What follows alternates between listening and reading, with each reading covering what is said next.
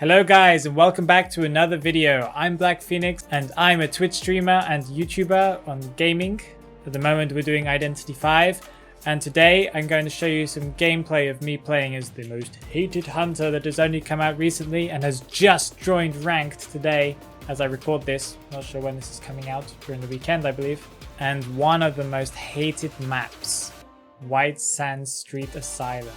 This may be a controversial topic and a controversial opinion. I actually think that White Sand Street Asylum is an interesting map, and personally I really do enjoy playing it, especially with friends, but I can understand why from a competitive stance this can be a map that is not very good, and this is what I'm going to talk about today. I know you hate it, I know everybody hates it. This map is a bit confusing, and this is one of the main problems that White Sand Street Asylum has as a map. But one of the first things that you'll notice straight away is that it has a lot of dead space. I found out by exploring this map in single mode that there is a lot of space that is very far away from ciphers, and I'm not sure really why this is. You can go past ciphers and go all the way down corridors and end up nowhere near any ciphers or anybody else. This is great for survivors because they can lead you away from anything of importance, but it is also strange for the survivors because they can also get caught and nobody can come and save them. This feels like a weird choice from the developers to make such a weird map and such dead areas that are very useless, especially since there are corridors and there aren't any other ways out except through like two main corridors. This leads me to my next point, that is I think that there aren't enough open areas in this match, and a lot of hunters really do thrive on having this open vision and to be able to use their abilities to the fullest. This makes it very difficult for hunters to find survivors. This also makes it very difficult for survivors to see where the hunter is coming from. This could be that we aren't really used to the map yet and we don't know the map layout because it isn't in competitive and it only pops up occasionally in casual matches. But this leads me to the next point, that is I think that it's very difficult for survivors and hunters to know where the survivor is at most times, meaning that the hunter can go right past another survivor without even realizing it. There are two main corridors on White Sand Street Asylum that, for example, as you'll see in this gameplay, I use to my advantage when I'm trying to go really fast down one corridor.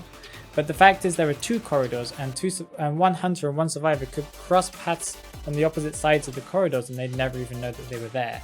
This makes it very difficult for hunters to understand where they're supposed to go and where survivors are at all points, meaning that it seems to be a very survivor-side map. Not only that, but it seems like the map has some very illogical ways to get to certain ciphers. Sometimes I found myself on one side of a wall and the cipher a couple of corridors down, but I couldn't find a way to get to that cipher quickly. This is all time wasted for a hunter that could have been just like a couple of steps across from himself. Maybe there needs to be more holes in the wall, or maybe they need to get rid of some walls completely. I think one of the problems with the lack of open area is also the fact that hunters can't see ciphers and they can't see who is on the cipher until they are right next to the cipher. Yes, there is a little computer room, but I think you're wasting time just standing there looking and trying to work out where everybody is, because they'll probably have moved by the time you even got there. When you go up to a cipher, you need to be right next to it to be able to even see who is on that cipher, compared to other maps where you can see from a distance and you can just decide if that's the character you want to engage with or not. In White Sand it seems like all the ciphers are behind walls and in small rooms, and it's very difficult to be able to tell. There are a couple, for example in the main hall, that you would be able to see from a distance, but still they are usually around corners or right in rooms. Another reason why I think that this map is very survivor-sided, that there is a lot of protection for each survivor on each cipher.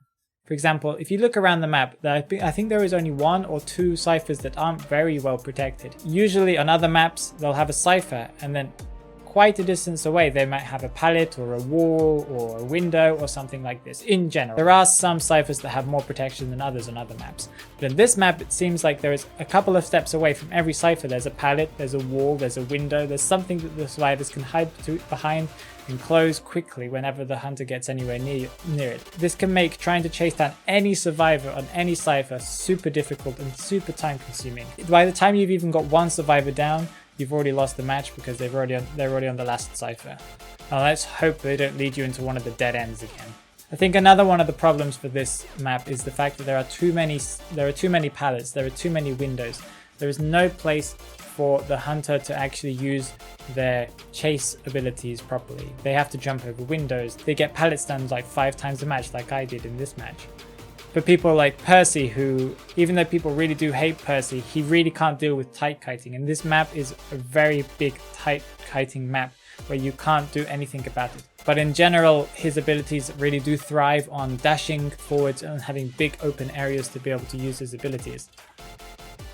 There are too many doors, there are too many corners for survivors to get away.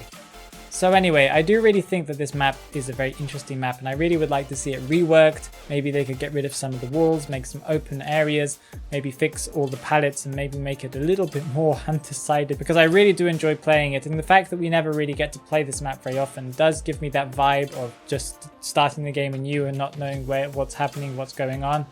And I really do enjoy playing Percy. I haven't played him too much. I've played probably 20 to 30 games with him, and I really do enjoy playing him. He has a very interesting mechanics that I think is really going to change up the game, especially from the competitive scene. But I think that people will see over time that he really has kind of given life back into this game, where some people have got bored and left the game. If your opinion is different, and if you think that I'm wrong about this and you really do hate White Sand, and there's other reasons that you can think of to hate it more, and why you really, really hate Percy, and Percy's the end of the world for this game, you're going to quit right away, write in the comment what your opinion is. I really am interested in seeing what the community thinks. If you're interested in checking out my real gameplay live, come to my Twitch. The link will be in the description. I stream Mondays, Thursdays and Saturdays, and I really hope to see you guys there. Please like and subscribe if you'd like to see some more videos on Identity V and other funny videos that I have as well. And give this video a thumbs up if you would like to see another video on Golden Cave. Take care guys. Bye bye.